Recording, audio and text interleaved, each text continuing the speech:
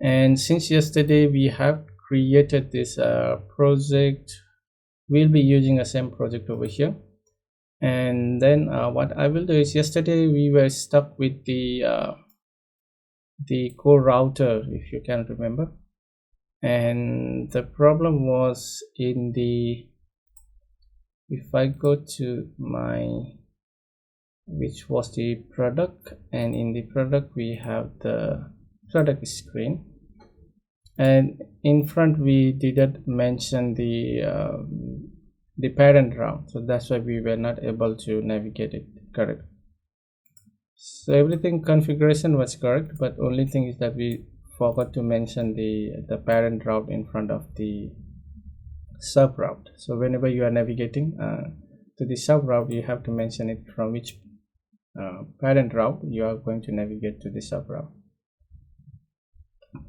So let's install the ReBuffer first of all, and we will see how we can write some logic to make our theme changes dynamically. So yesterday we have already implemented a basic theme concept, which of the dark and the light. So today we are going to use the ReBuffer over here to allow the changes over there. So let's grab the Flutter ReBuffer package from here. Let's search for the ReBuffer, and let's grab this Flutter ReBuffer, and let's go to the installation. And with the installation, let me grab this one, and let's go back to our dependency over here, and just run the Flutter public.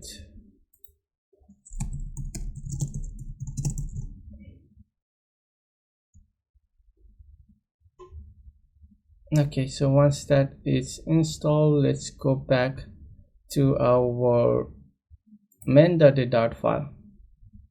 So whenever you use the ReBuffer, the first thing is that you need to mention that you are going to use your ReBuffer. So on the run app, what we will do is we will provide a provider scope over here. So this provider scope is the one that's going to store all of your providers. Whatever provider you create, this provider scope is going to store all of that. You can also read the documentation, a widget that stores the state of the providers, and nothing much to configure over here. Like if you were using the Flutter BOLC, or if you are using the provider itself, then you have to mention all of your providers over here. So whatever provider you have created, you have to add before that you have to use it.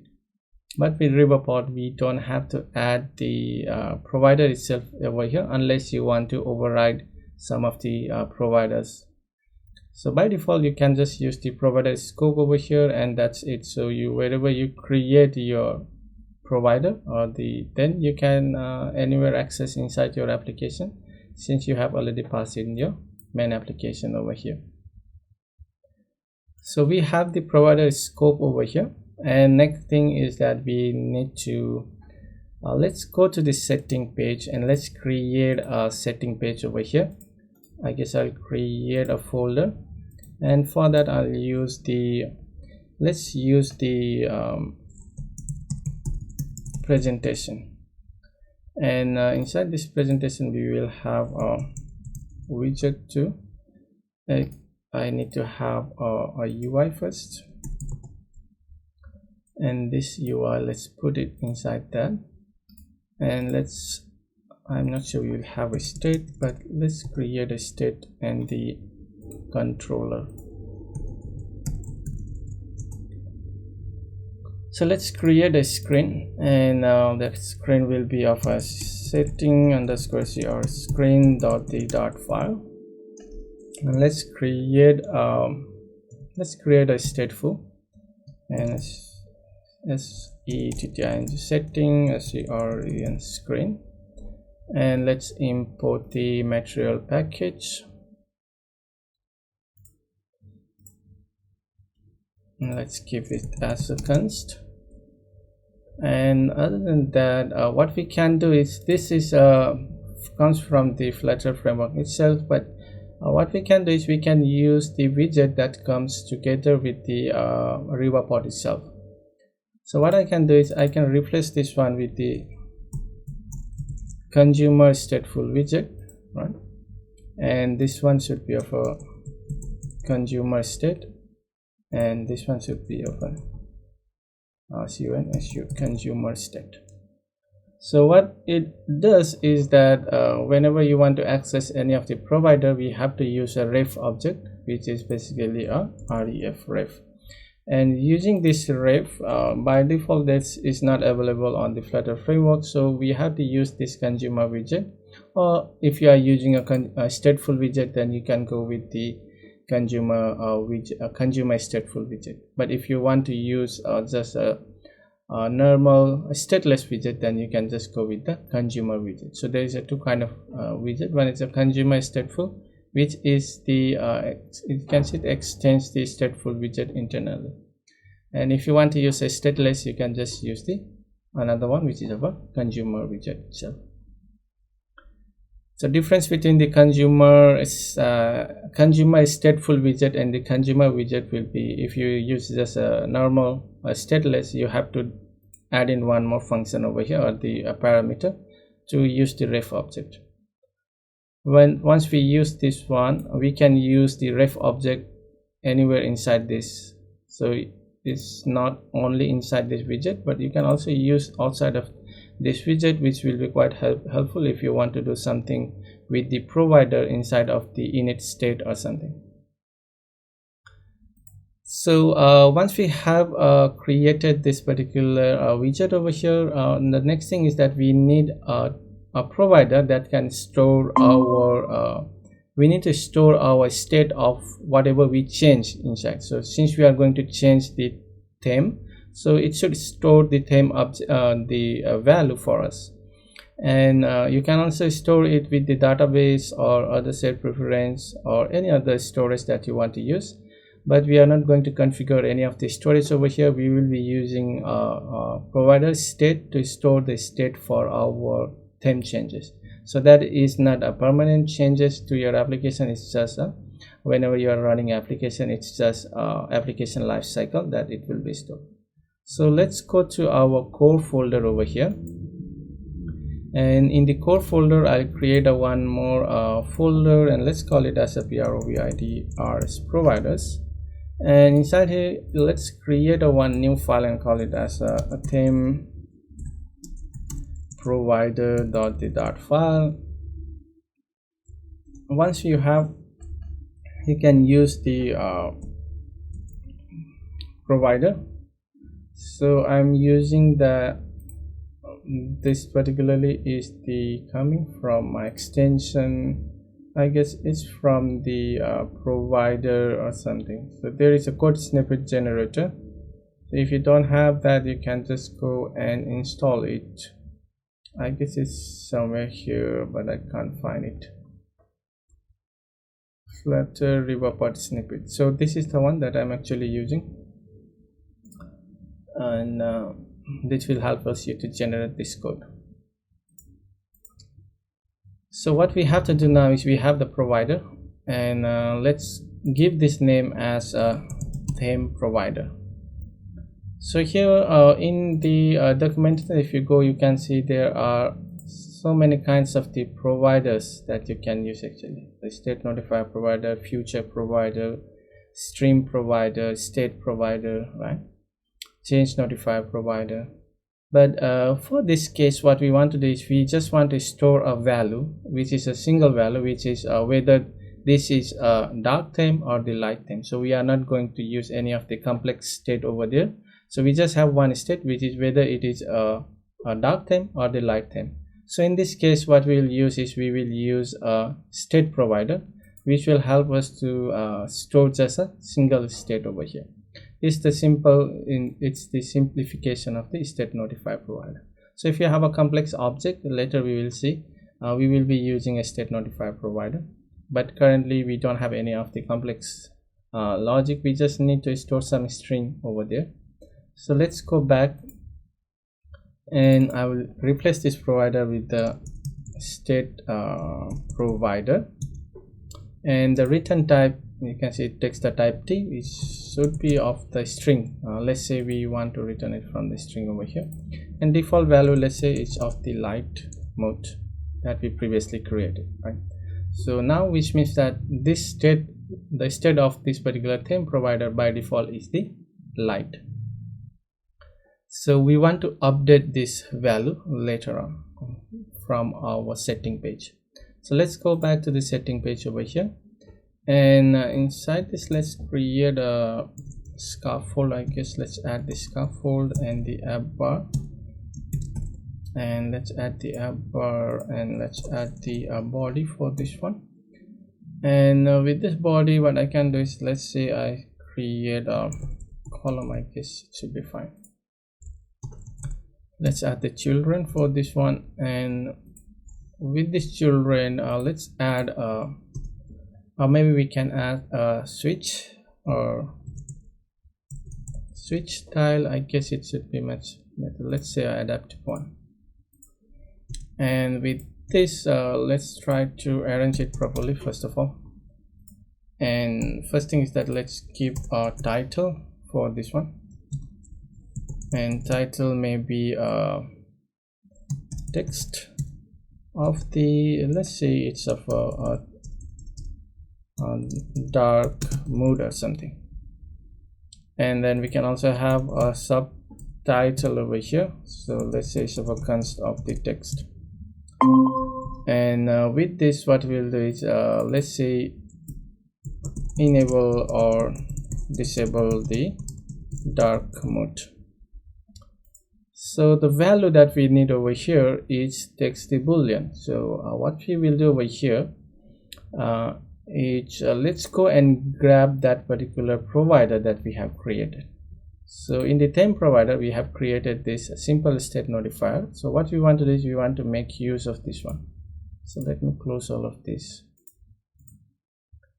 And now I need to get that value. So instead of just getting means that you just want to read that value, but what we want to do over here is we want to observe that value.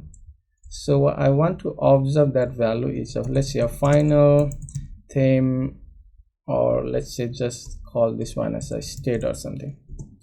So I want to observe, so I will use a ref object, ref.the watch. So this watch will actually observe that particular provider. So we have a provider of a theme.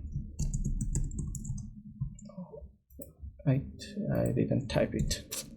So it is of a theme provider, right? So now what it does is that when you use a watch over here, it means that it's going to watch this provider, and any value changes on this provider will go and rebuild our widget over here. So in this case, if the theme changes, then we should rebuild our this particular widget, and that should probably go and change our state of this switch style, right? So this is a state over here which is of the string type, and I'll just say if the state each of equals to the light, if it is a light, or let's say if it is of a dark. First of all, let's say if it is of a dark, then we'll just go and say this is of a true. Otherwise we'll just say it's not enabled, sorry, false. So now we get a value, and we'll check that if it is dark or not, and if it is dark, then we'll just enable the switch. So unchanged is a function call, so we get the value. Let's remove this, and when we change or when we enable or disable that switch, we want to update the value on our provider. So how we can update is we will update with the ref object dot the read. So it's quite similar to the if you have used the BLSC pattern, or if you have used the provider, it's the same. So you also have the watch and the read in the provider, as well as with the Flutter BLSC package, right? So it's quite similar. And then what we'll do is we'll just grab this one, and dot I will have to use the notifier dot the state that we get over here, which is will be equals to the value that we have.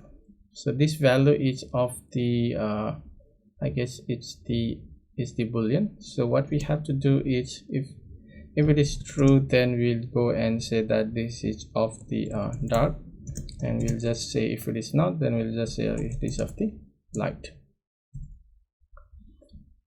So we are going to update that particular value over here. So the main thing that you have to note over here is the watch should not be used outside of your build widget, since this is a reactive pattern or the observable pattern, right?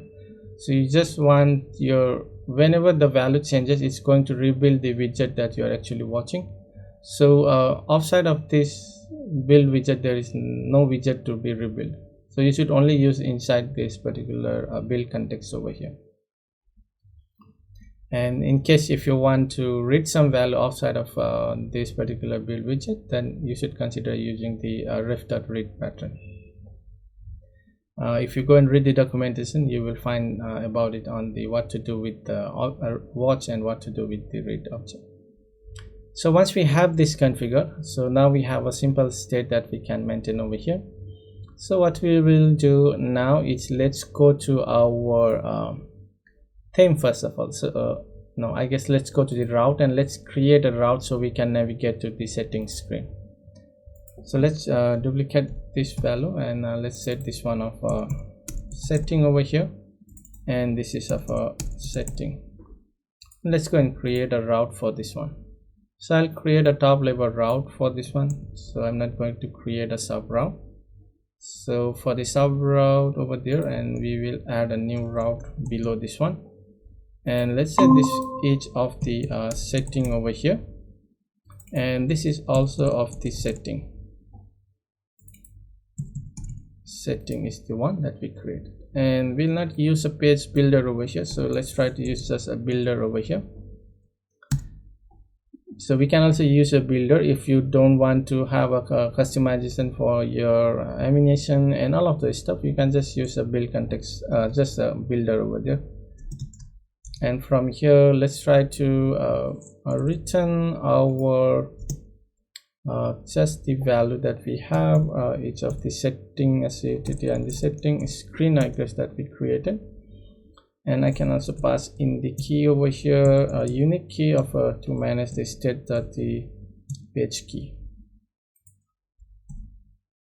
So we have the setting route already, and now let's go back to our let's go to our dashboard, and from the dashboard let's try to navigate, right? So what I will do is, in the app bar, let's add the action over here, and with the action let's add the icon buttons. So let's add the icon buttons, and with the icon button, let's try to arrange this one, and let's say this one is of the icon, and the icon start, let's say, of a setting, and the setting, and this is not required here. So why it is giving me error is that should be fine. So here I need to go to the context dot, let's say I need to push it to the location, right? So location will be of a /setting setting. So I guess that is the correct name. Yeah, I guess that's the correct name. So let's have the correct name. And icon, so I guess the spelling is not correct, and icons.setting, there is no setting. Okay, settings is there. Okay, so we have that. So let's try to rebuild the application, and let's see how it is going to work. So let's go to the device over here, and now we got the setting, the icon over here, and let's go over here. Okay, so we are going to navigate, and let's try to enable or disable. Okay, so it's not going to change the theme because we haven't implemented it on our material app. So for the theme to work, we have to go to our material app over here, and here we need to observe that particular the provider change, right? So on the value change, we have to update our current theme mode. So for that, this is a stateless widget. So stateless widget cannot have a ref object. So what I will do is I will use the consumer widget over here, so we can have the ref object because we need to observe. So it should be of the widget ref, and the ref object we can get it from here. So in the settings screen, we use the stateful, right? Stateful, the consumer stateful widget, but here we are going to use the consumer widget.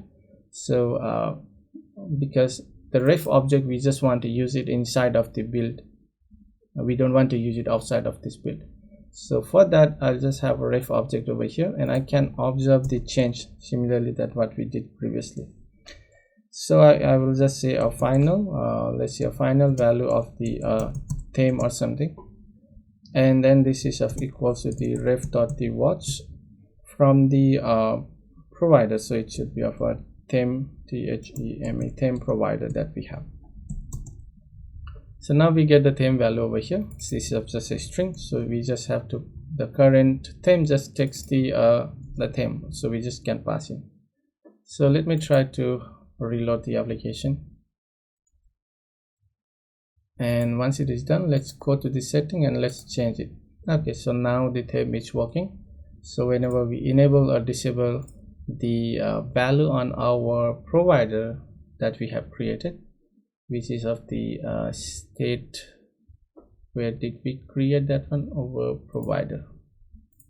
So whenever we are enabling or disabling, so the value is updated over here, and that value changes will wherever we are observing, that's going to rebuild our widget.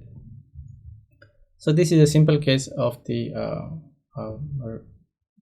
ReBuffer, and if you have any question on this one, you can just ask now.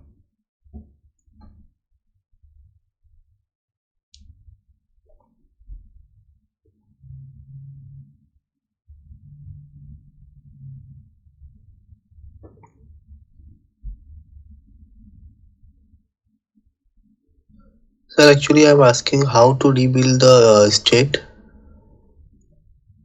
No, you cannot rebuild it. You have to you are going to rebuild the widget, right? But the state is you have to update the state. So if you see, this is the state, right? So this is the state provider, so you have to update the state for this one.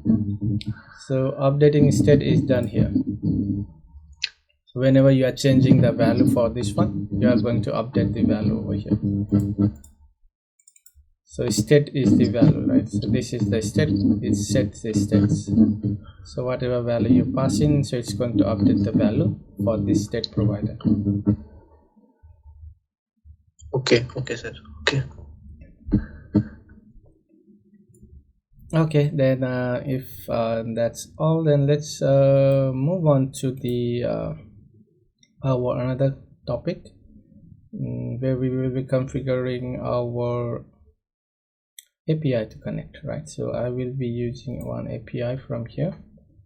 So I'll be using my test API for, let's work with the product, since this is more complicated. So in the products, get products, so I'll be using this API, right, to get the we will be connecting to this one and passing in some parameters and getting the list of the products from here. Okay, so it should return the paginated data, and we will be working with this paginated data with the ReBuffer over here. So let's go back to our first of all is I'll just copy this, all of this the data from here, and what I will do is I'll go back to here, and there is a JSON parser. So I'll be using this parser to create a data model. So instead of creating manually, so we can save sometimes. So I'll just give a name product response over here, and let's change this one to the dart. And with this dart I will be using a phrase generator. Okay, that's fine. So I'll be using a phrase over here to generate the data class over here. So once we have this record over here, let's go, and what we want to use next is we need a phrase, right?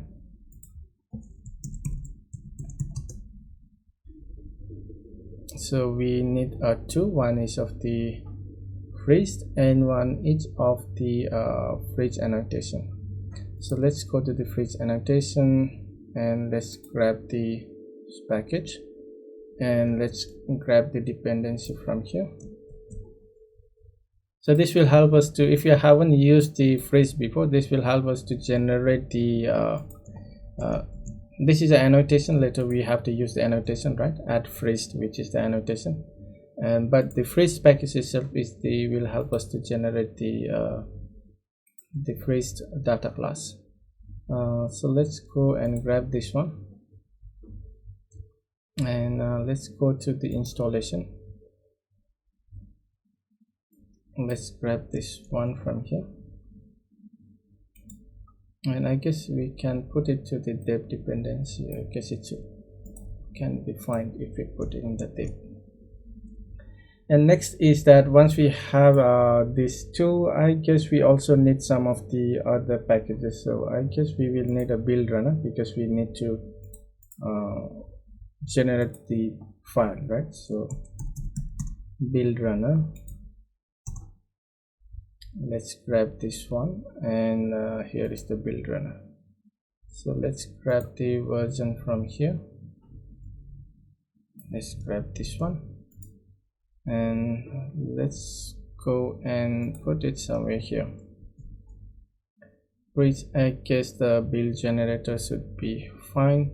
And maybe we need some more, I guess we'll use a JSON. We need a JSON, so let's go over here, and we will use a JSON. I guess it's JSON serializable or something. Yeah, this is the package that we will be using to serialize our JSON file. So for that one, let's go and grab this one, and let's grab this, because we need to we need to JSON, we need to serialize our value, whatever we are getting. Let's put this one, I guess, in the dev, and I guess we also need the annotation, right? So JSON annotation, I guess it's JSON annotation something. Yeah, this is the one. So this is for the annotation, because we need to pass in the key and something for our data class. So let's go and grab this one too, and this one should be on the, not in the dev dependency. So once we have this, I guess we can actually go and grab that value that we have generated here, and let's create first of all class. We don't have a class, so for that, what I will do is let's delete all this. We are not going to use any of this. Auth is also not required, so let's delete this one, and just stick with the product, right? So in the product we have a data, and we have the DTO, and we need a response object. So let's create a file over here, product response dot file. And once we have that file, let's go and grab this from here, or I can just select all and copy it, and let's paste it over here. just remove all of this. We are not going to use that one. I guess we don't need this one too. And once we have that, I guess that should be fine. So let's try to abstract class is not required actually. So let's try to arrange this one. And let's grab this one here, and then this is the phrase. This abstract class is not required. This is the value, right? And let me arrange it properly. And link, okay, so abstract class is not required actually. So I guess I can just arrange it properly.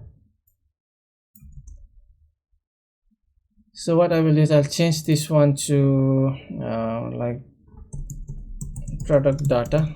So this is actually the product data, right? So let me change this one to a better naming convention. Let's keep this one as a product. I guess a product data should be fine, I think.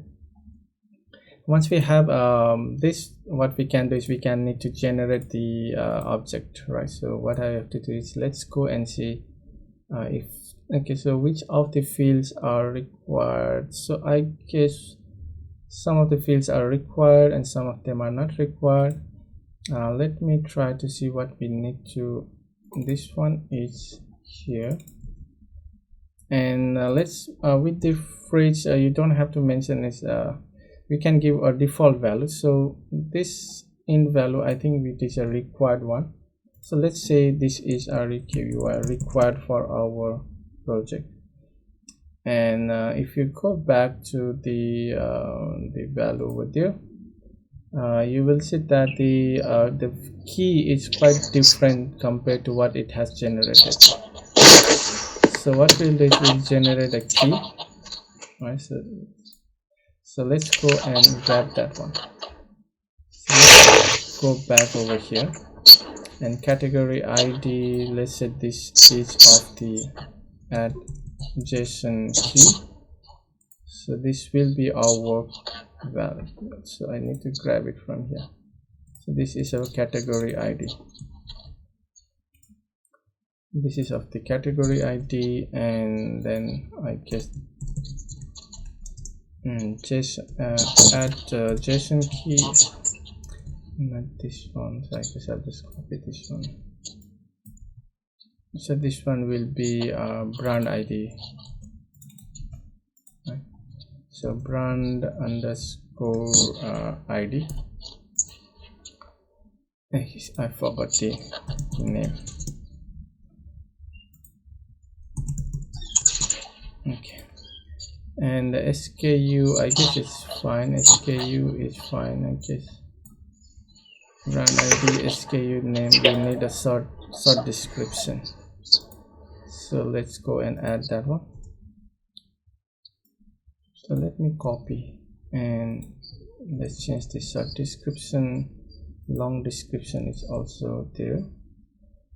And other than that, I guess short description, long description, each active, deleted add. Okay, so that's another one.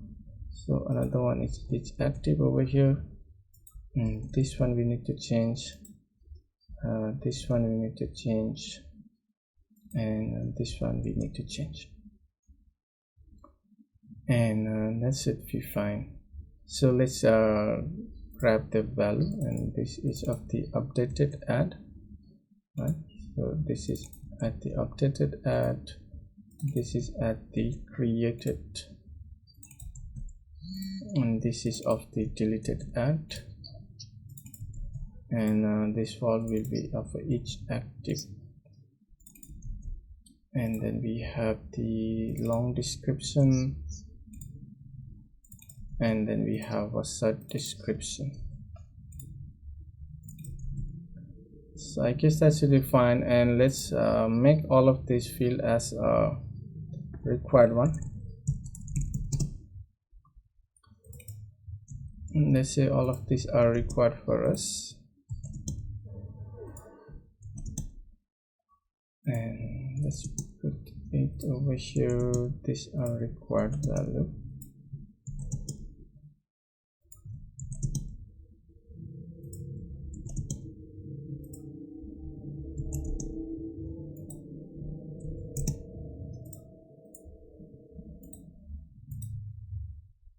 Okay, here. Okay, so once we have that, what happened over here?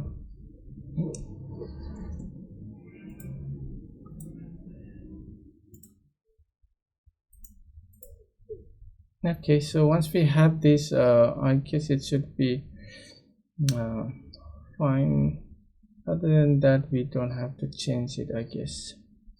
And other than that, let's go on to the top. Maybe here is the value too. So what we have to do, for this one, let's go and check what are the value that we are getting. So we have a current page is of a different one. So this is actually a current page. So let's go over here and add a JSON key and the name. This is of a current page that we need.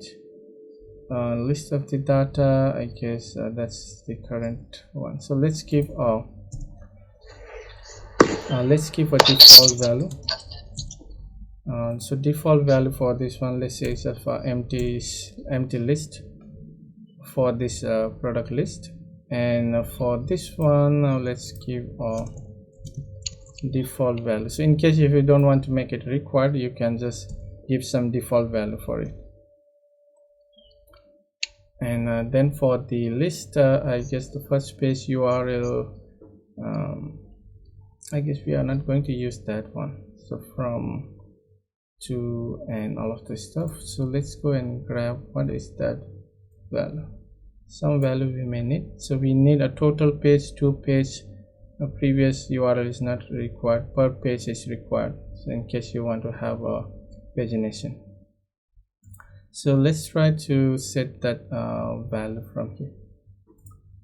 I'll just copy this one, and the data is data already. For first we have to change this one, and then we need to change the last page, right? From this one we need to change link is not required to change. Next page we need to change path, not required, per page is required, and this one previous page is also required to, and total is the same. So let's give a default value for all of this default, and let's set this one to 0, and let's copy this one. For all of the int value, let's give it as a default. Per page is also, let's say, is of a default value of this one, and other than that, any other string here, integer is here, so let's give us a default, and from also let's give it as a default value. Okay, so that's it, we're fine. And let's have a next page URL. Where is that next page URL? So this is the next page URL, and then we have the path per page. Per page is here, and then we have the previous page URL. Previous page, where is the previous page? Previous page, where is that previous page? Okay, last page, next page. Hey, per page is here. Previous page, this should be the previous page URL, I guess. And per page is okay, so I need to do for this per page too. So this is required. If not, then later our data cannot be passed. So creating a data model is actually quite troublesome. So per page, I need to make this one per page, and I guess that should be fine. Okay, so we have a first page URL. Current page is there. Where is that first page? first page URL. So here, first page URL. So first page URL. So here, first page URL, and from then we have the last page. This is our last page, and this is our last page URL. Last page URL. Next page, current. Next page.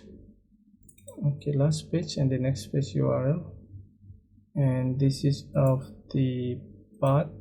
So path can be of the default value. So I guess path is what is the path? Okay, path is a string. So I guess that should be fine. I guess for this one, let's keep it as a nullable value, because we are not going to use it anyhow. So let's see if we can generate a code for this one. Required. Okay, so I need to run the Flutter pub run build runner. That's the delete conflicting outputs, right? Build run Flutter pub run build runner. Let's watch this one.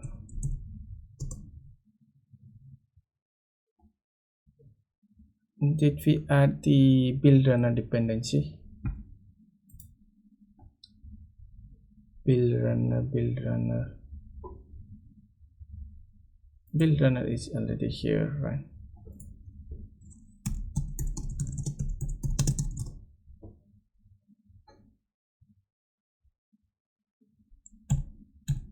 Okay, let's try to.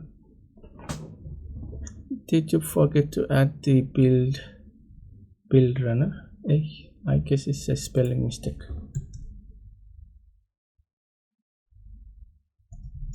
Build, right?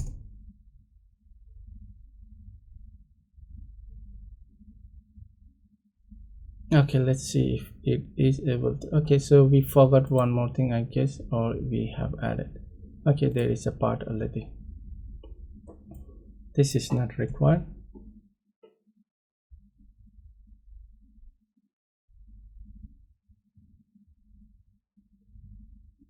Okay, once it is generating, let's go and see how we can remove this one.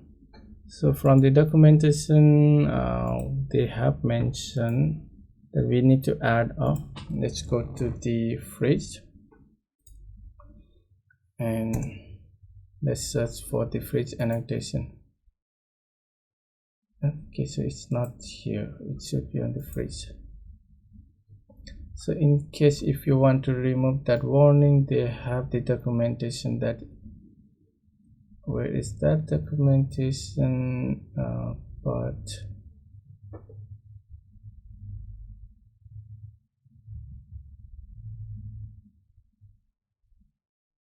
analyzer here. So disable the annotation warning, right? So if you want to enable that one, or disable the annotation warning, because you can see now it gives us the JSON key is the can be used over here with the annotation. So what I can do is I can go to the analysis option, and on top of this one I'll add the analyzer rule over here, and that should disable that particular warning. Okay, so warning is gone, and then the file was not generated for us. So what was the error that we get over here for that particular things? First URL, so it's non-nullable, so I guess we forgot to mention the default value. First page, so this one. So I guess let's remove this. We are not going to use, I guess that's current page is required, last page is required, and then let's see what are the first page URL and the last page URL.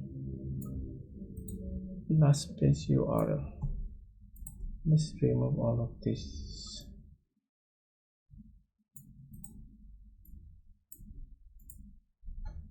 And the link list, let's keep it as a, let's remove this one too, and path we are not going to use this one too. So let's say we just have a current page, we need an integer value per page, we require default value is this, default value is this. Okay, dynamic, this one I guess is not required. Per page, let's remove this one too.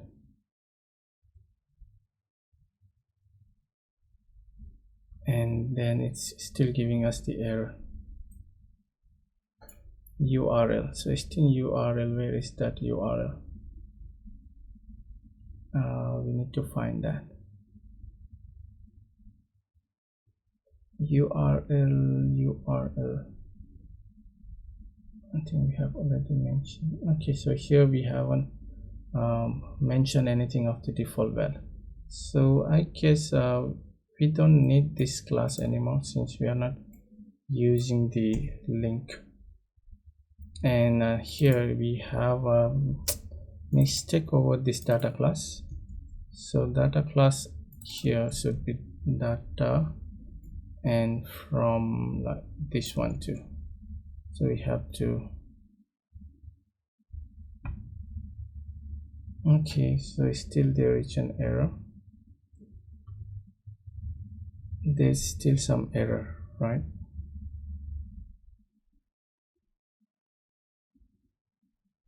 From JSON, this file is still not generated. Per page, final int per page, final int per page, per page. One more field has JSON key. What is this error? Int final int, but we have defined the default value per page, JSON key per page.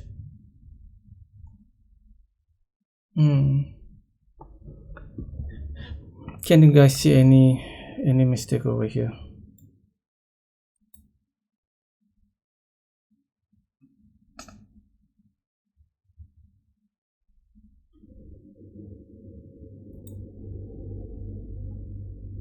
This is not generated, product generated, and then we have this per page, list page, per page, JSON key per page, int per page, default value we define. Okay, so this one to default value is 0. Let's give a default value over here, and then current page. Okay, so I guess we need a current page. Okay, current page is 2 times. Okay, so I guess it's finally able to generate the file, and we don't have any error.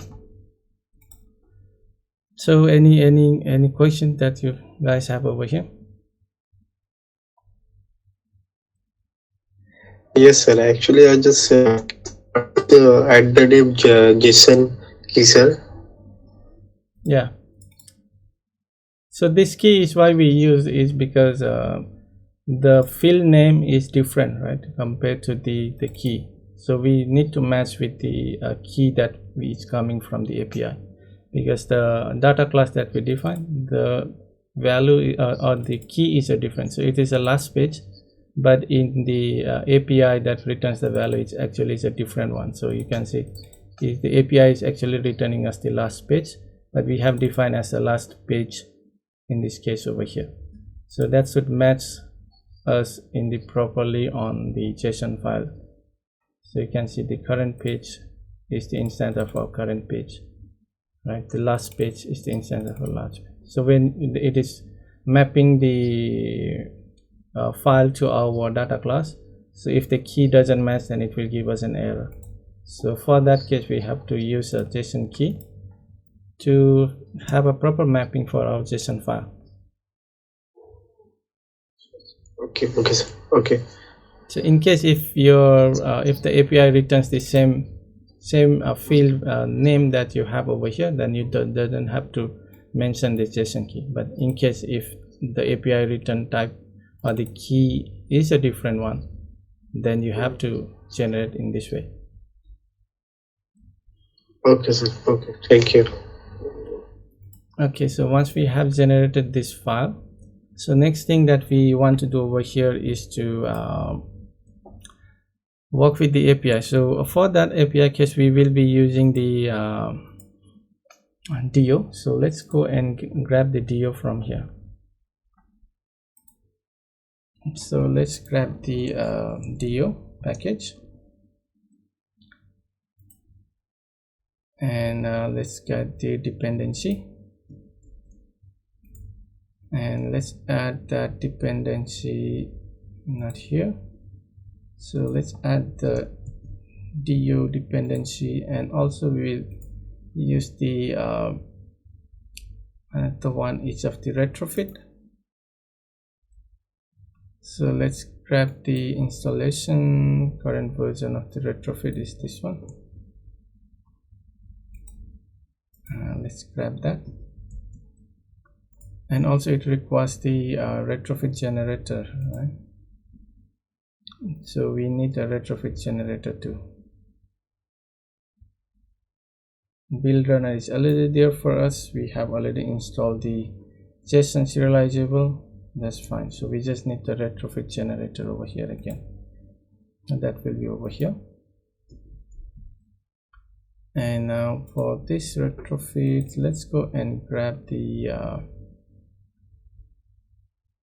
DO HTTP formatter. I guess this is the one, interceptor. Okay, so we can format some HTTP request and the response using this one. So let's grab this one over here, and let's add it over here too. So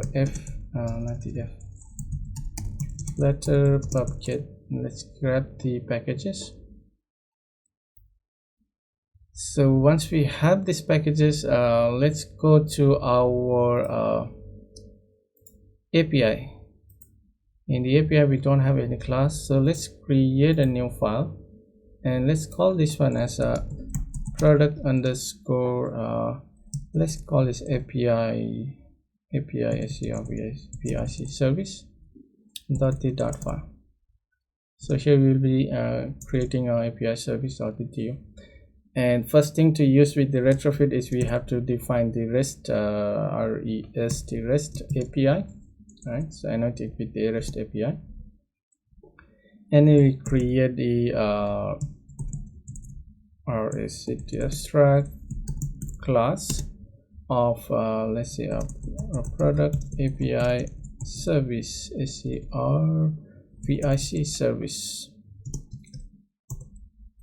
and let's import this one. REST API is unable to import. Add REST API. This is the one. Okay. And then once we have this import, we can create a FACTOR factory class of this one, and we need to pass in the constructor parameter with a DO over here. So let's say this is our DO, and let's import this package DO. Okay, and the constructor will return us the generated code, so it should be of the underscore the class name. So it's not there, but later it will be generated by the code. So once we have this, I guess our build runner is not running actually. So let's start the build runner so it can generate the file for us. Here we'll have one function. Let's say it is of the future, and this future, let's return us the just now that we create the response class was the product response, right? So the class that we generate. So this is the return type of this one. Let's say this is of the get the using products, and here we will pass in the query, because if you check on the query that we are passing the query of a page number as well, page per page, and the page number as a query parameter. So here let's pass in the add query queries. It should be not of a query, queries, and this queries, let's pass in the map, and the type will be of the string and of the string and the dynamic, and that will, let's say, a query. Why we cannot generate that one? I made a mistake over here. At query query, not the query, query. Okay, so this is the one. And then here we need to provide the part, and part should be of the same file name, and let's give the name, and this will be of the .g.d file. Okay, so it should generate that file, and we see some error over here. Missing, something is missing. What is it missing? Concrete implementation that get product service, trying to implement a missing method. Okay, so I guess we did not pass in the type over here. It should be of a get, right? So it should come from the retrofit, so we need to pass in the path over here. So the path that we need to go is to this particular path. So it should be, let's say it is from the API to the get products. So till here is the path, and this is the query parameter page and the page number. So that should be our path over here. Okay, so now once we have this defined, so which means that our API connection service class is actually ready, and the next thing is that we need to create our DO service itself. So for that one we need to generate a provider. So let's go to our core folder, and inside this core folder let's create a, or let's call it one as a remote or something. So inside this I'll just create a one network service dot file, and here we will create a DO instance. So we will be using our provider or the ReBuffer to provide this particular instance. So how we will do that is final. I'll just let's create a provider itself. So once we have this provider, let's say this is of our NATWO, the network service, NATWO, right? So network service provider, and let's import this provider.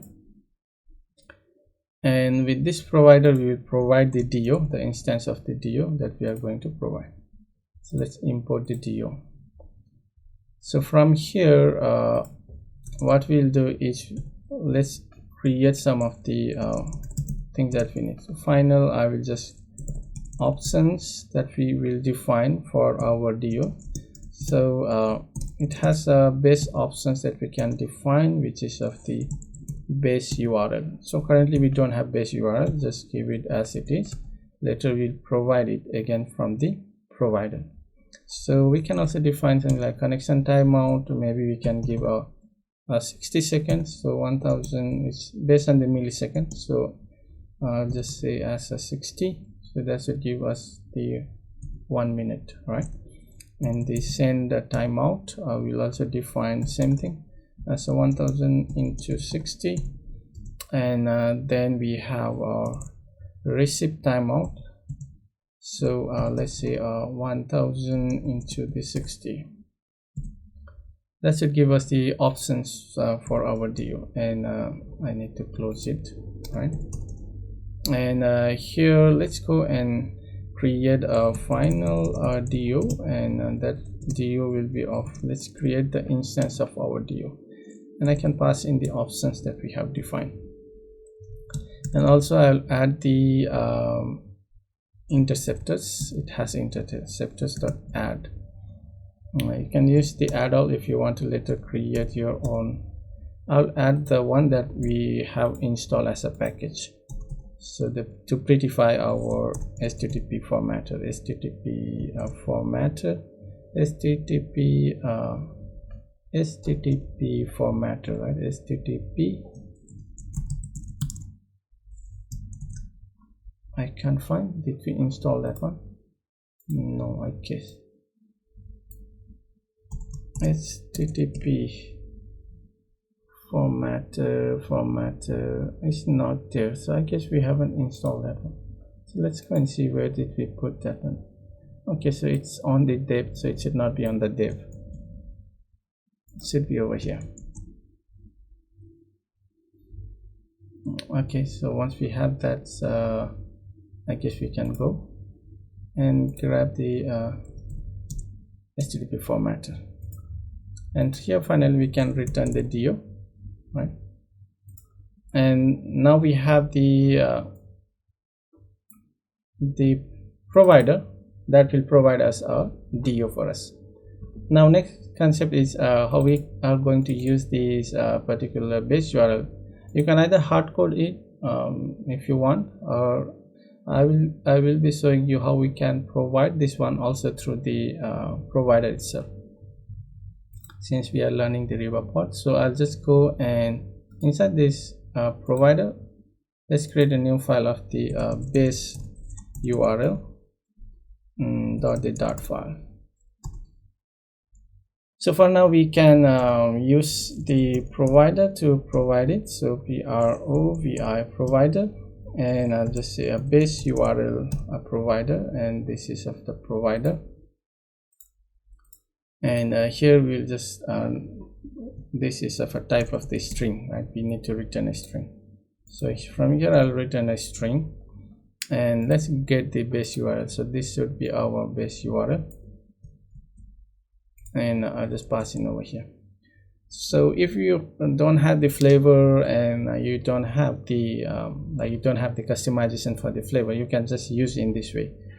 But in case if you have a flavor, then you have to find a different way to provide a different base URL for your application.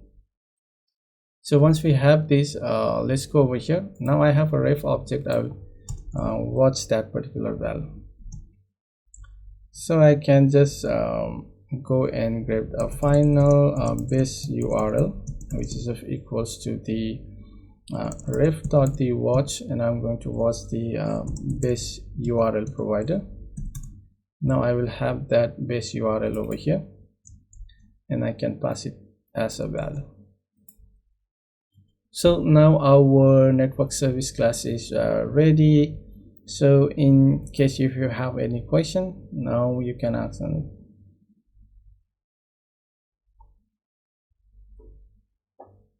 Anybody has any question?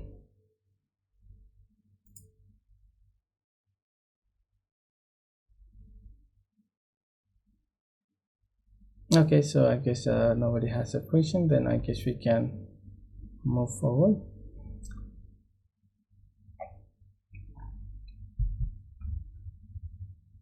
So the next thing is that what we will do is we'll try to configure our repository class. So let's try to work with the repository class to connect with our the service class that we have just generated. So if we go to the let's go to the repository, and yesterday we have created two classes. One is of the interface, and one is the concrete class. So let's go to the abstract class, and let's create a function. So it will be of the future, so we are going to return a future from here, and the future type will be of the product response that we are getting from the API, and let's call this one as get products, and then we will pass in the map over here, map of the type of the string and the dynamic, right? And this will call it as a query query. Okay, so we got that, and once we have that, in case of extend, I can also use the implements, and with this implements I can override the function. Okay, so we got this, and from here what we have to return is the future of the this particular value. So this is the asynchronous call. So what we have to do now is we need to connect to our API service that we previously created, and we need to return a value from here. So what I will do is I think I can just return directly from here. We are not going to use we are not going to do all of the network error or any of the error case handling over here. So let's go and call that particular service class. So service class is here. So how we are going to call that one is we need to pass in as a dependency, right? So dependency injection that we have to do over here. So final, I will just say this is of a product service product, I guess it's a API service product, API product. What was the class name? Product API service, right? Each of the product API service. I need to import this, and let's generate the constructor.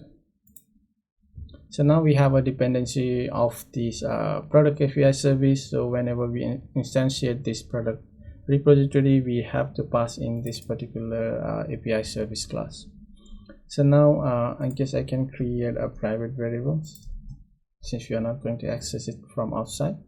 So I'll just use the product API service dot I have an option to the get products, and just pass in the query from here. Okay, so we got our function ready, and once we have this function ready, is that the next thing that we have to do is we need to provide this particular class, right? So I guess let's do it in the maybe we will do it on the another. First let's try to create our service class. So in the service class we will require this particular instance of this object or this class. So we will see how we can create the provider for that one.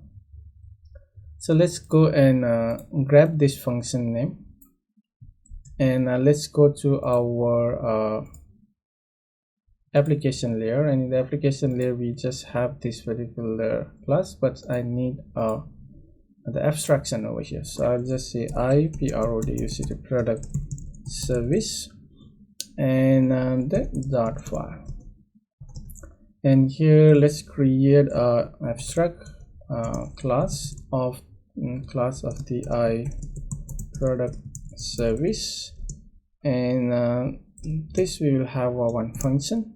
So here what we will do is, since now this is our business logic, so our business logic is will be inside this particular service classes. So what we need is we don't want to pass in the raw data that we are actually getting it from the API, right? If you remember that what we are getting it from the API is the raw data. So this is not what we want in the UI. We just want to pass some of the values from here. There may be some image and the ID, name, surname, and we don't want to pass in all of this information from here. And we need to format some of the option, like the image is we are just getting this particular link over here that doesn't contain the actual URL. So we need to also pass in format this one to make it actual link to download our images, right? So how we can do that one is in our application layer. Application layer is the core business logic resides.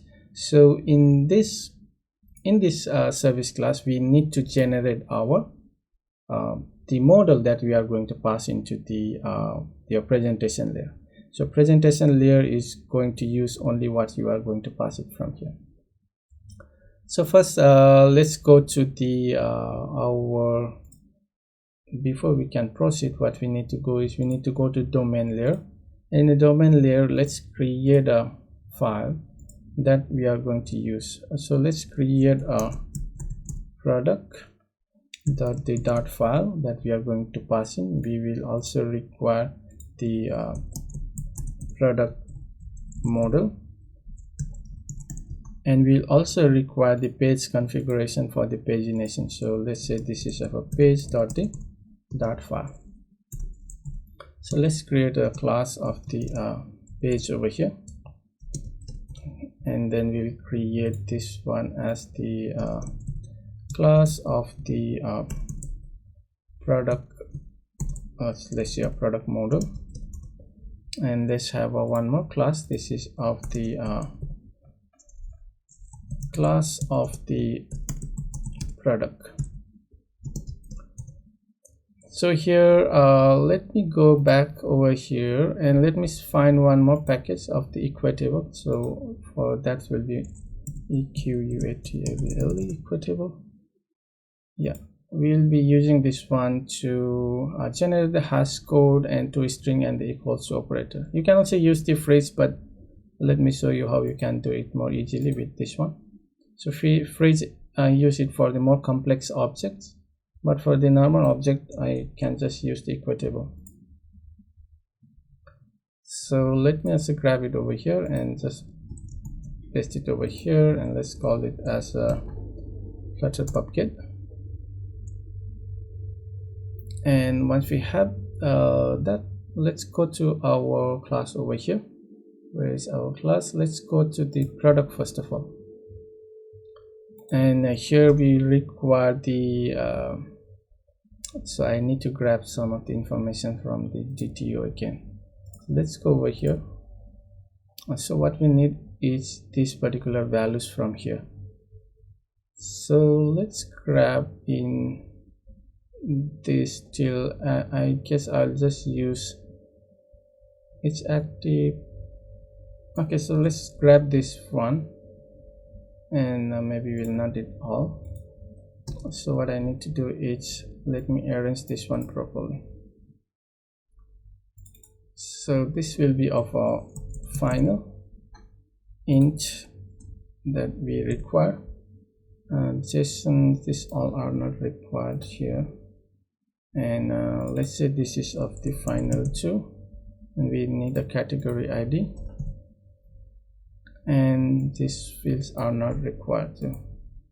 So this is also a final, and this is of a brand ID, and this is of the final field of the SKU that we need, and the final, let's say this is a name, and this is not required over here.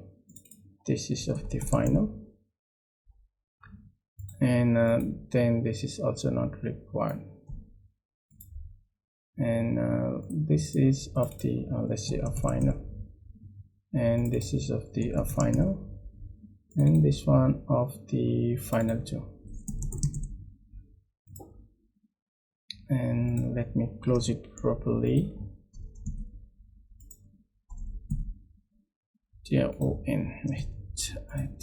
Okay, so we have this, and here I forgot to copy the one more value, which is of its active.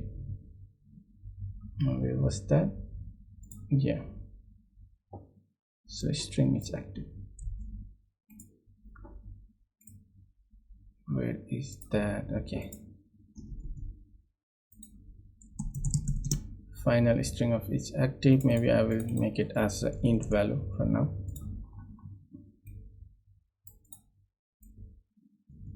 Okay, I guess I can, oh shit,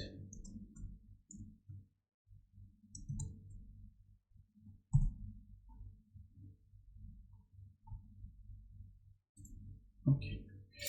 So let's generate the constructor for this one. Let's have the constructor, and let me arrange this one properly.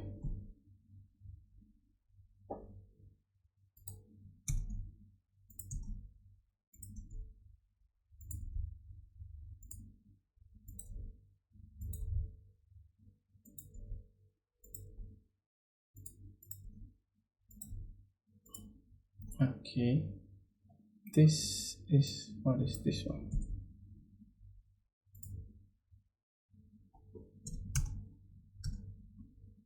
And here, okay, so I need this one here. So what it is giving the final value, it must be initialized. We already have this here. This should be all required field, right? So let me grab this one as a, first of all let me add the bracket over here, and let's make this all as a required field.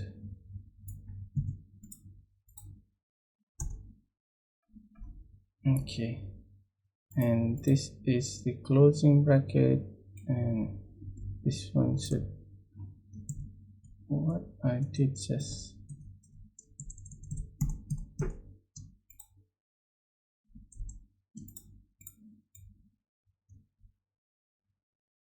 okay, this is required field. And class, why it is giving me error? Const of the variable final field, the string final product, this is a product class required field.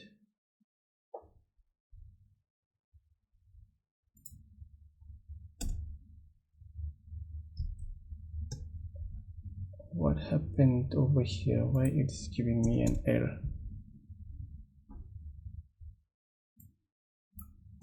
Okay, so I guess I have to generate this one. Let's first use the extend from the equatable, EQU equatable, and for this one, okay, so here is the one I need to close, and let's generate the for this one I'll use a equatable object, and also stringify. I will just give it as a return from here the true to make it as a available on the toString. And after that, what we need is, we don't need to have the copy with object for this one, so I'll just say create a constructor.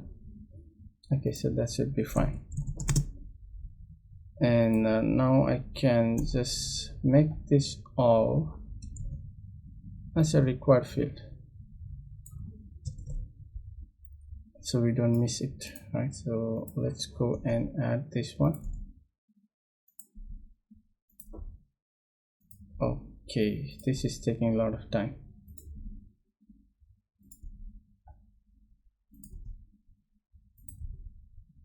Okay, so here I'll just define it as the required. Okay, so we have the data class now finally. So now we have a product data class, and the next is that we need to have a page, right? So we need to define the page. So final, let's create an int of the, let's say, your current page that we have, and then we have a final of the per page that we want to request, and also we will have a final of the last page we are, and final will have the another one each of the totals of all of this. Let's also pass in the int for this one, int for this one, and also for this one as an int. And let's generate the final field, and let's extend it with the equatable, and in case we need to have equatable, so and then also I'll write stringify to make it as a true. So return from here will be of a true, and I can make this one now a const, and let's make this one as also required field.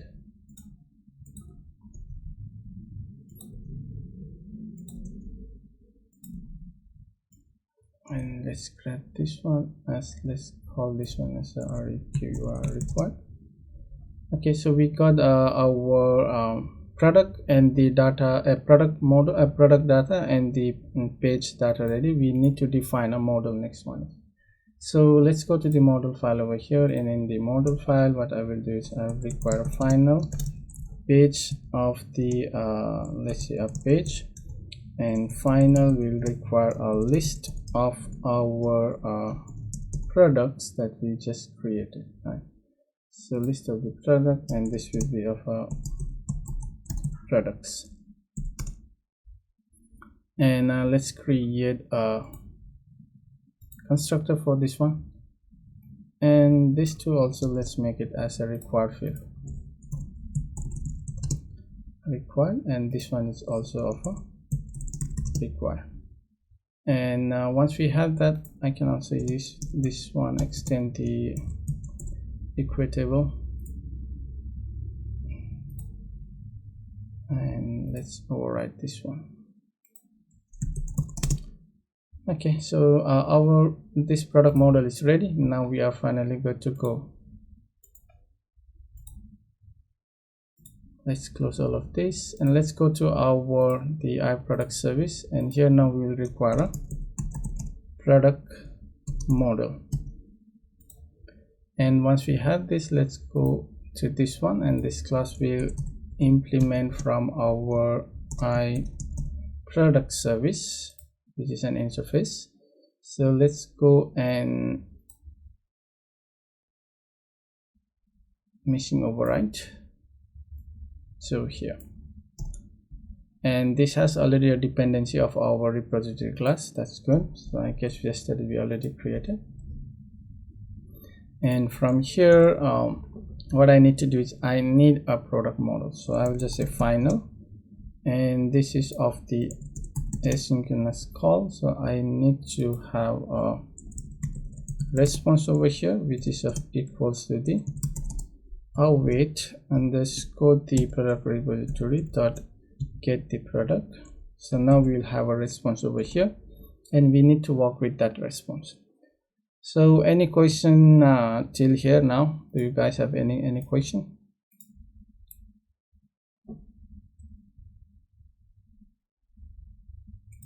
If you have questions, and you can just ask now.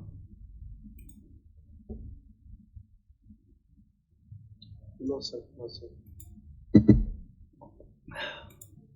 Okay, so let's continue then. And next thing is that what we need to do with this model is that the response is that we need to map it to the internal model that we are going to pass into the UI. So for this one, what I need is let's go to the mapper. So currently we don't have any mapper, so let's create a mapper of the, let's say a prod product mapper or something. So product prod product, let's call this as a model model mapper.file. So with this product model, what it does is the class that will help us to map it to the another object, right?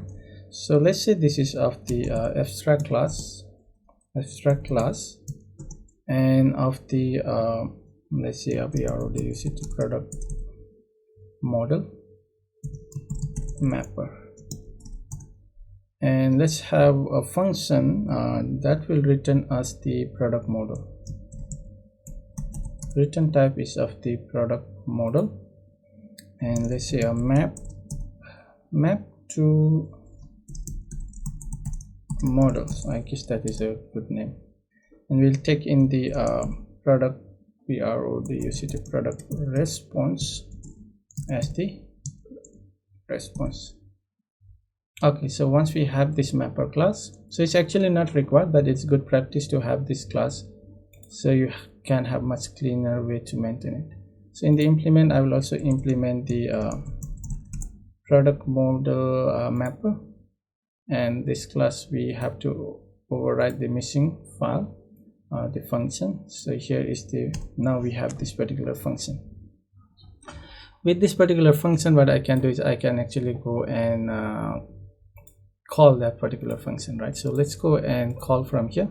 So final, let's say data, which is of equals to the what I need to do is map to the product model and pass in the response. So this will return us me the product model, and from here I can just return the data back to the service, right? So this function is just returning us the data from here. So here what we have to do is we need to return the product model, right? So we need to pass in the page as well as the product. So let me arrange this one. So the page that we need is already is included in this particular data. So I just need to create a page of the page object, and then we need to pass in this information, right? The current page, per page, last page, and the total. So current page we will get it from the response dot the current page, and we have a response dot the per page, and response dot the last page, and then we have the total, right? So response dot the total. Okay, so we got that. Next is our products. So we need to return the list of the products. So what we can do is, I guess we have a response dot the data that gives us the list of the product data. Now I need to map this one again, so I have to map it, and this map will return us the product model, right? Not the product model, product, it should be of a product, the product class. And let me arrange this one properly. So I will have a product ID, category ID, brand ID, SKU, name. I think it's all not required, but let's just pass in. So we need the image over here, and it's active, and also what we need to do is dot to the list, convert it to the list. So this will create, so I just have to pass in e dot the ID over here, and e dot the category, e dot the brand ID. Okay, so it should be of a subscription, last description, image, and it's active. Okay, it's active, it's of an int, so we need to pass it to int. So int dot the not the int, so int dot the pass. So let's pass this one as a int, right? What happened to this? So I just need to pass him over here. And if you remember, this particular thumbnail is not the one that we are actually require. We require an image link, but it's giving us just a normal storage link. So what we have to do is we need to define how we are going to pass in. So base URL, if you see, it's here. So based on this base URL, we have to get, so we have a provider. So since this is a provider, we don't have to hard code it over here. So what I can do is for this class, I will also find one more. It's good to pass in as a dependency, because later in your test cases you can easily replace it any of the string that you need, right? So if you hard code or if you construct it inside it, that will be pretty hard to test it. So if I say final, and I will require a string over here, and let's call this one as a base URL. and I'll also require this one. This does the base URL, and now this is the base URL that we have. So once we have this base URL, we'll go to our here, and let's do the string interpolation for these two. And first is we require the base URL that we have, right? So what was that? Okay, it was underscore here, base URL. And then we also need to interpolate this one, so let's give interpolation for this one too over here. Okay, so that should be fine, and this one too, right? So we need this one, so base URL.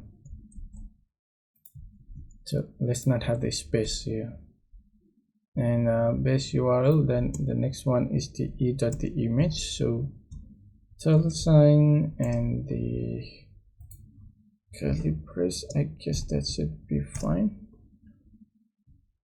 What is the error that I'm getting? Base URL.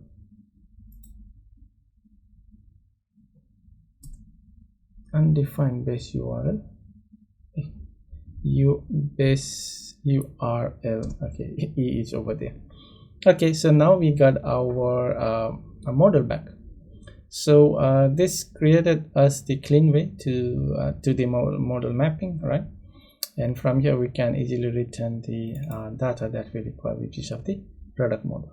So the business or business cases or our use cases is ready to use. So now in the controller or on our presentation layer, we can get a clean data from our service class. So any question from here? Do you guys have any question?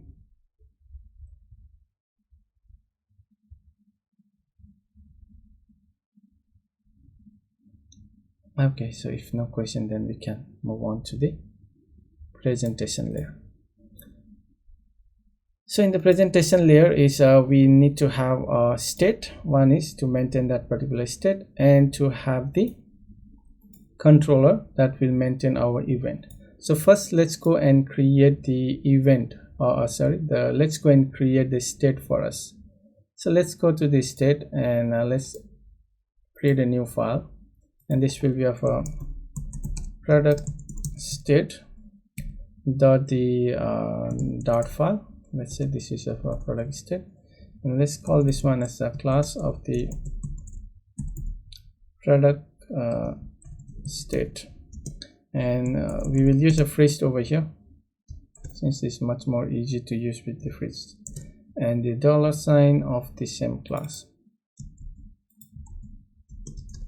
And let's annotate this class with the add phrase. So once we have that, let's add a default value for our one of the, I'll just give it as a default value of 0, and this will be of our page, right? So we need a current page, so int of the current page that we'll require for our pagination. And another one will be, let me copy this one, so I'll require a few values of this one. So one is of the current page, let's have another one of the total page that we require, and another one will have the current page, total page, and also we require a total. I guess we require a total number. I guess that should be fine. So here let's go and have a list of the product. So another one is we require a list of the product, so list of the product that we will require over here, and let's say this is of the product or the products, right? And by default value, let's say this has a default value of a list. And other than that, we can also have some loading state, so I'll just create add default of the loading state is of the, let's say default one, let's say our true. So when we are opening a page, so let's give it as a true.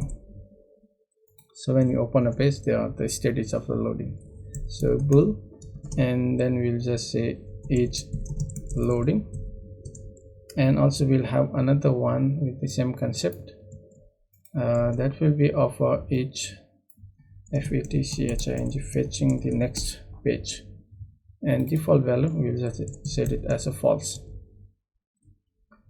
So once we have this one, this class is okay, so we should have passed in the factory constructor. So we should have generated a factory constructor for this one. So factory or a factory, and each of our product state over here, and let's pass it inside that one. Let's pass it inside over here. Okay, so we got that. And why it is giving me error, it should have a return type of underscore this product state class. All right, so I guess there is a product factory with the teller product state class, and const of the factory product state, and then we have this product value in the current page, and it's oh okay, so I have a closing there, so it's not outside of the constructor, so it's inside of the constructor. Okay, so what we need is we need to generate this class, right? So we need a phrase generator. So here we'll just pass in the part, and I need this state class over here, and this will be of the .free phrased class. So let's generate this one. Let's try to generate this class, and once we are generating that class, let's go to the controller, and we have this controller class. And okay, so we don't have any class.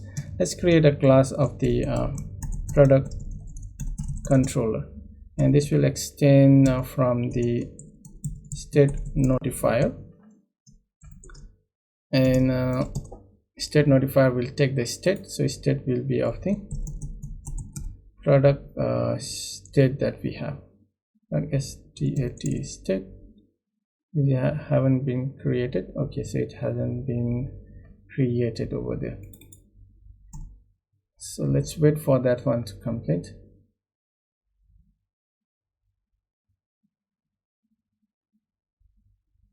Okay, it's failing. So why it is failing over there? Product controller, is it failing because of this one? Okay, so here I need to provide the product product state stat product state, right? Let's import that, and let's override the super call from here. Okay, so in this class what we require is another one is a final, and we will require I product service, right? I product service, and let's say this is of the product service class, and let's add in over here as this dot the product service class that we require. So once we have this, what I can do is, you can notice that we are not depending on any of the concrete class. We are depending on the abstract class, so that's easy for us to create a swipeable object, and that's the practice of the clean architecture, right? So where we can easily maintain and swipe and easily test our object over here. So here we'll have a one function, another function. So let's say this is for type of the void, and let's call it as a get the products, and this will be asynchronous function.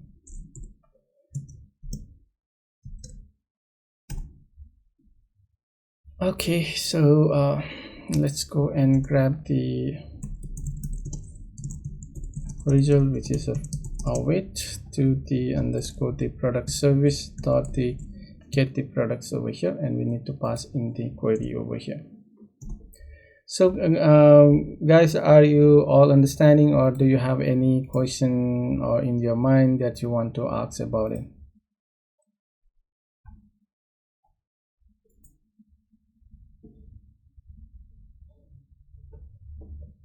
Okay, so I guess no question, right? So if no question, let's move forward. The next thing is that we need to create a query. So before that, let's create some state over here. Let's say a state that we currently have. We will be setting that the state of our state.copy with, and let's get the each fetching value, so which means that it's going to fetch a next value. So I'll just say it's going to be of a true, which means that we updated the state to the true. And then after that we will have another value of the final, let's say a page number, and that will be of the state dot the current page that we have in the state. And if we see the current page default value is 0, so we have to check that one. So if the current page is of equals to 0, then we are going to set it to 1, otherwise we will just increment that value. So state dot the current page, state dot the current page, let's say we will increment it by the 1, so that will give us the current page number that we need to fetch. So next is, let's create a final of the map that will be of the string, tr in the string, and of the type is a dynamic. Let's call it that one as a query, and here we will just define that particular query. So here we need to pass in the two objects. One is of the number of record, right, the page number. So if we go, we need to define a per page. So per page, so we need to define a per page that will be of, let's say per page is 20, and we have another one that each of the page number, so current page number, so page number, so this is also the page number, and we'll pass in that page number here. So now we have got the query, and then we got the result. So before we update our state, what I can do is, I think I can go and update the state now. So state will be of the state dot let's copy with and update it with our value.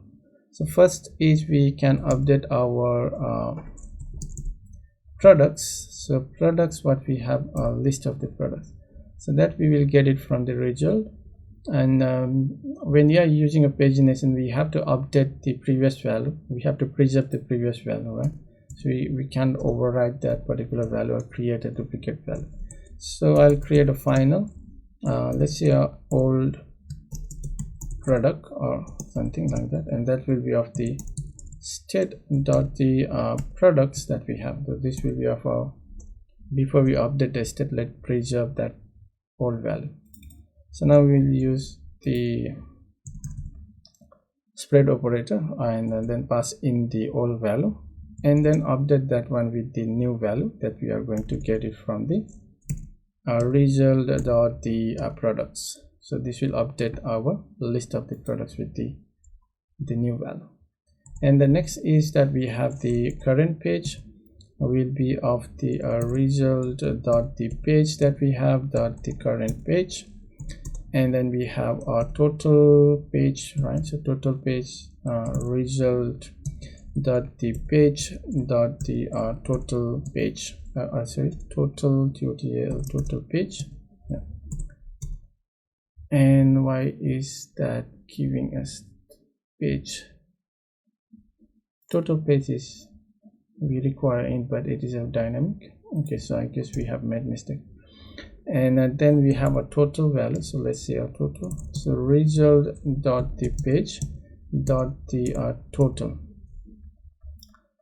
And I guess the next step will be of each loading we will disable it to the false, and then we'll just say each fetching next to be a false. What is that? False. So I guess that should be the one. And only thing is this, with this page request per page. Okay, so I guess in the state this will define it. Current in total page total is already in the int, but here it says the page 30 per page, total page total. Okay, in that we didn't have a total page. Okay, so total page, maybe we have a last page. Okay, so let's see. Okay, so controller is ready. Now how we can use this one is that we need to provide this through our provider or the ReBuffer, right? So let's create the provider for this one. I'll create a provider and let's call this one as a product controller. So product controller, and this will be of a StateNotifyProvider, since we need to provide the state. And then we need to pass in the two kind of the object, the type of the return and one each of the state that it requires. So we have these two over here, and once we have that, let me try to arrange this one. Written from here is this controller. Now I need to pass in the two objects over here, if you can see, as a constructor argument. So one is of the state and one is of the product service. So how we are going to get a product service? So we cannot create the instance directly over here. That's not a good practice. So I will have to create a provider again for that one, right? So let's go over here and let's create a provider service, which will be of the ref.thewatch from here, and just pass in the, we need to pass in the provider over here. Currently we haven't created provider. So first let's create the constructor for this one and the state. I can just pass in the const. Now I need to prepare for this product service. So if I go to the service class, here we haven't created how we are going to pass it through the provider. So I need to create a provider again here that will be of a product service, and this is the provider. So let's import that, and this is the return type of the products. Return type is of this one, and here we'll return this particular class, and it also requested to one each of this one, right? Final, and we require this over here, which is of equals to the ref.the-watch, and we need to create that particular provider. Currently we don't have that provider. Next is we need a base URL. So final, let's say base URL over here, and this base URL, let's say, is of the ref.the-watch, and then we have the base URL provider, and then we can pass in this 2 as the constructor argument here, and let's pass in this 2 over here. So we need to just create this one over there. So what we can do now is we need to go to our repository class again, and here we again need to define that provider for us. Provider, this will be of this particular class provider for us, and the return type of this provider will be of this the abstract class that we have. And let's import that one, and let's return this particular class from here. And now it requires one more object, so here we are passing it through the constructor.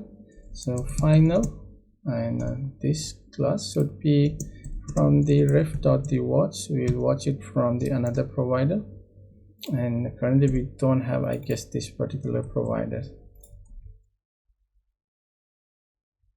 What happened? Okay, so it should be of a P.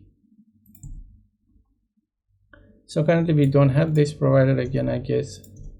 So what I need to do is I need to go to the API service again, and I need to create a provider for this one.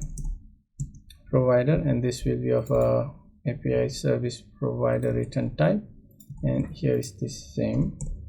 And then let's import this ReBuffer, and here let's return this particular class, and this one still requires one constructor. So what I need is of a final do, and that will be of a ref.thewatch, and here I need to provide the network service provider. And once I have this do, I can just pass into the constructor. So now we have our product API service ready. So I can go to my repository, and here I can pass in that one. That's good. So this is ready already. So let's go to our service class, and let's pass in that service over here. And I guess I need to import that.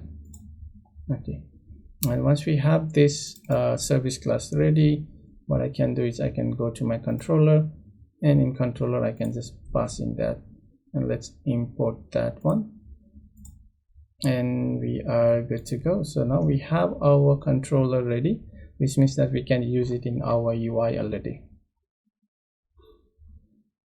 So guys, you have any question? I guess it's a lot of time already. We still have 30 minutes to go, so I guess we can complete it. Any questions till now?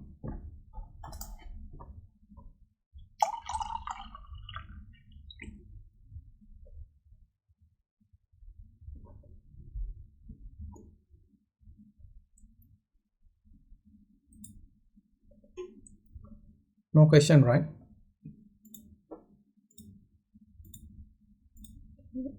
Are you guys still there, or? Yes, no question. Okay, good.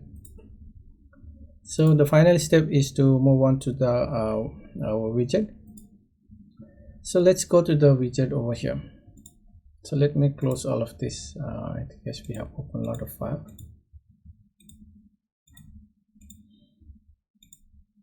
Let's close all of this first of all.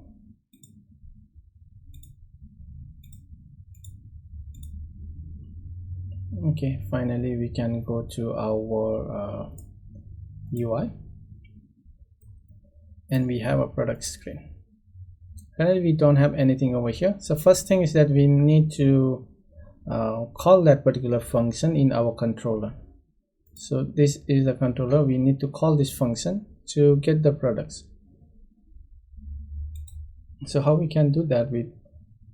Let's replace this one with the consumer stateful widget, and this one should be of a consumer state, and this one should be of a consumer state too. So once we have that consumer state, now we can use the ref object to call our provider. So I guess I'll use it the init block over here.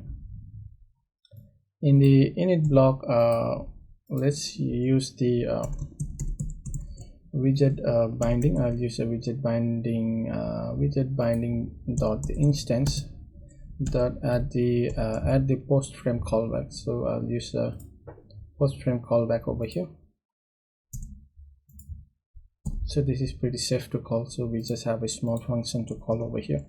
So ref dot, I will call the ref dot read function over here, and I'll call that my controller. So the controller name was the product controller provider, right? So this is our controller, and then I need to notify to access that function. So I'll call the get the products.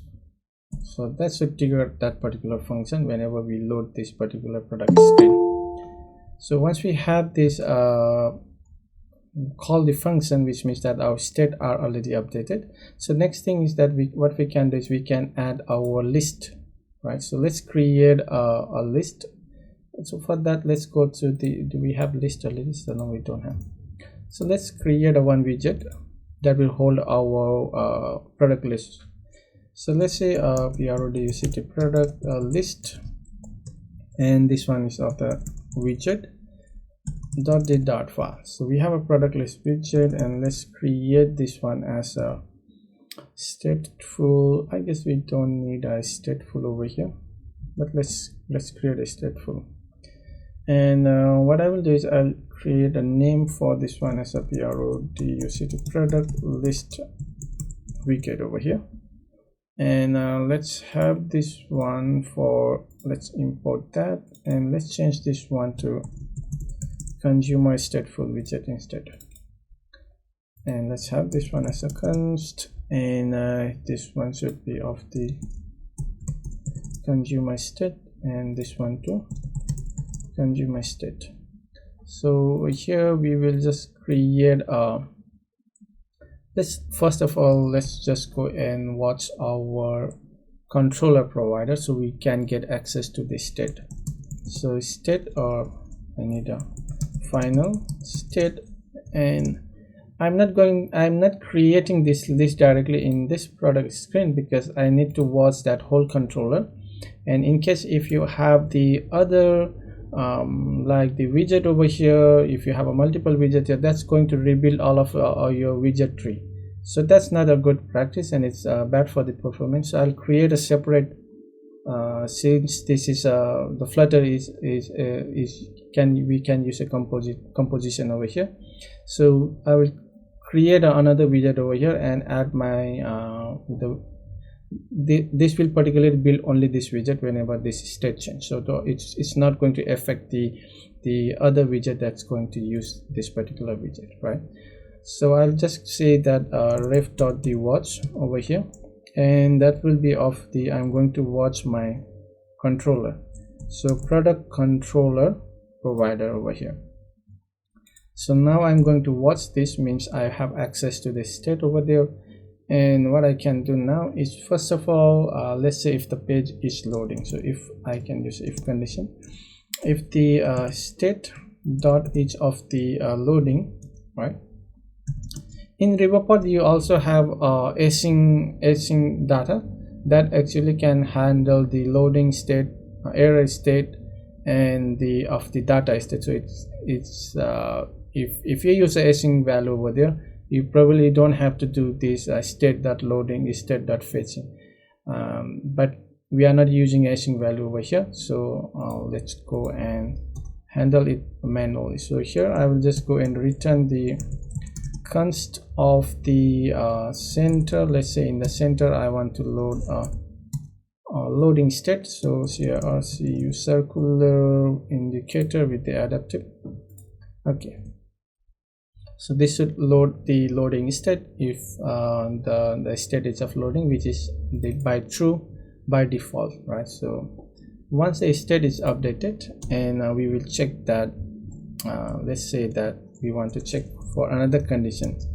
If the state dot the product, right, dot of each empty. So if the list is empty, then there is nothing to show. So we'll just return from here and say a const of the, let's say a center, and let's have a child of the const of the text, something const of the text, and let's say there is no product or something. So you can just show some value over there, and I guess I can remove this one right here. Okay, so in the center we are going to load that. After that, what we can do is we can load our what we want to show, list view or maybe a grid view. So in case we will use a stack over here, because I want to have if you want to have a loading state inside of that particular list view, right? So here I can have a children. So let's close this one, and let's create a grid view builder.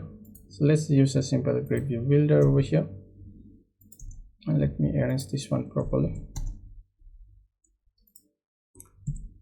And first of all, let's take the item count. We need the item count over here. That will be from the state dot the products that we have dot the length, right?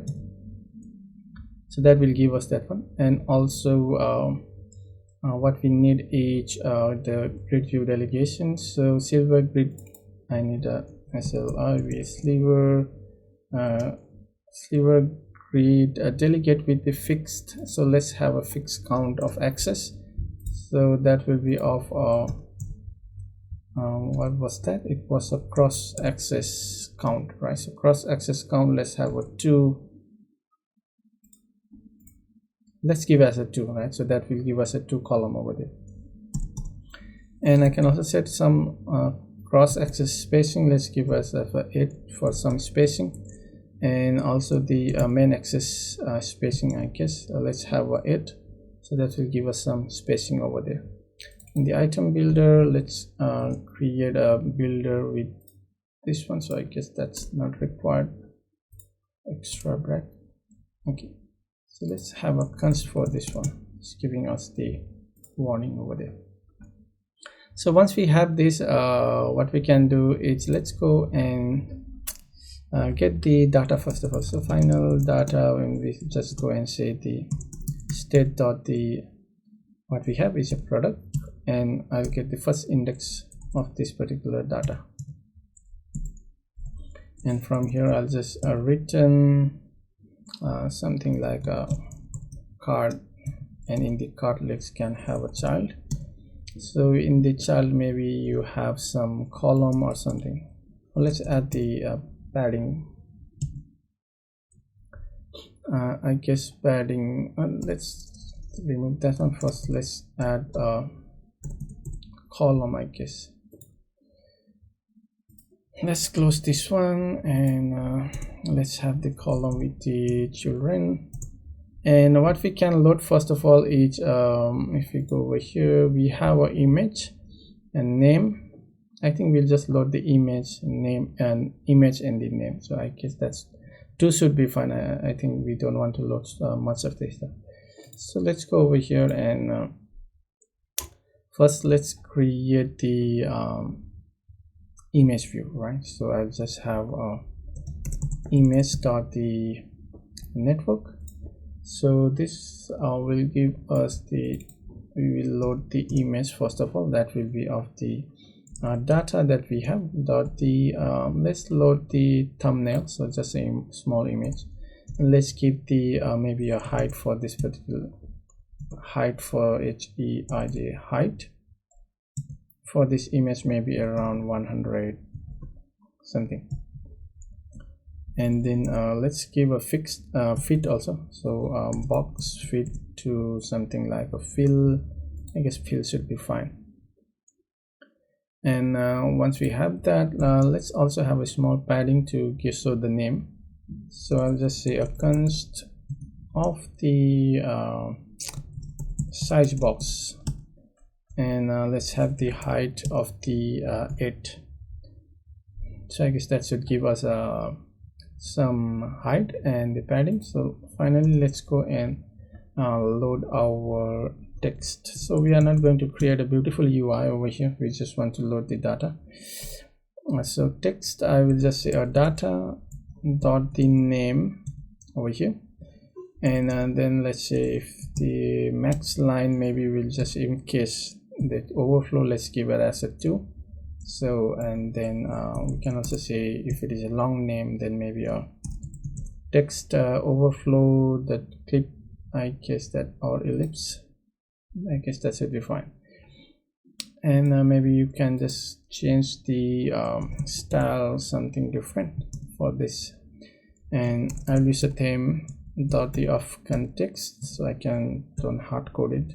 So text theme dot, let me give it as a display display medium, maybe that should be fine. And I can use a copy with and change some value for like the color, maybe we can define some different color over here. So colors the, or I guess just leave it as a default one. Let's not play around. I guess it should be fine. So now we have some image to show and the text to show, and there is some error. What is that error? It's not returning anything, so I have to return this stack. Okay, so now we have this. I guess that should be fine. So let's try to run it in our device and let's see if we get any error or anything else. So let's make it as a, okay, so we got that. Let's go to the product page. Okay, so I guess we didn't load anything in the product page. For that, let's go and remove this one. I guess let me comment on this one, so we are not going to use. And so here I need to load my widget, right? So that should be of a product product list, where I can find a PRO. You see the product list widget over there. Let's have a const. Instead of having const here, it's saying it has to have a const over here. Okay, let's try to rebuild it. I guess this time it should show some data. Okay, so now we can see we get the loading state, but we get unbounded height for the scrolling. So that's giving us an error. So I guess we haven't defined the scroll or something over here. So product view purpose view unbound, how scrolling direction is to fill container. In this case, a vertical item was scroll with this nested. Let's consider using custom scroll view. So I guess we haven't. Why is this actually giving us that particular error? Column wrap ingest, where is that actually coming from? Custom, in this case, consider using column or wrap. Where was that particular mistake? We did column over here, right? So I guess here we will just, instead of wrapping it with the column, let's directly return this particular body from here, so we don't have to provide the scrolling controller. Grid view is by default scrollable, so I guess we don't have to provide it over there. Okay, so okay, we got that, but I guess that's because of the text that we have defined over here. It's too big, I guess. So what I can do is, instead of loading on display large, so I will just say of a heading, like let's say of 4 or something. I guess that's too big again, but I guess it's looking fine. We have a 2 line, so heading of 1. I guess that's too big. Let's say title medium. Okay, so we got a simple view over here, not a complicated one, and we got a list of our product, right?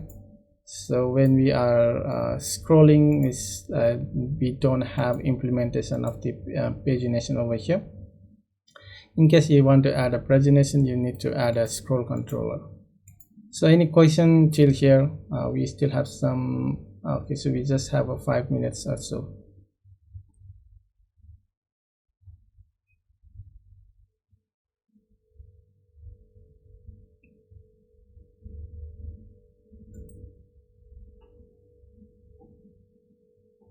Do you guys have any question, anything?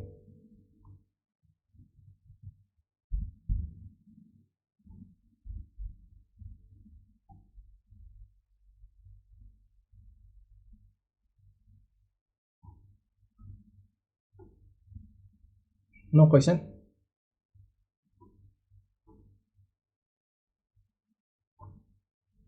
So I guess shall we stop here, or what do you guys say? Basically we have run out of the time already.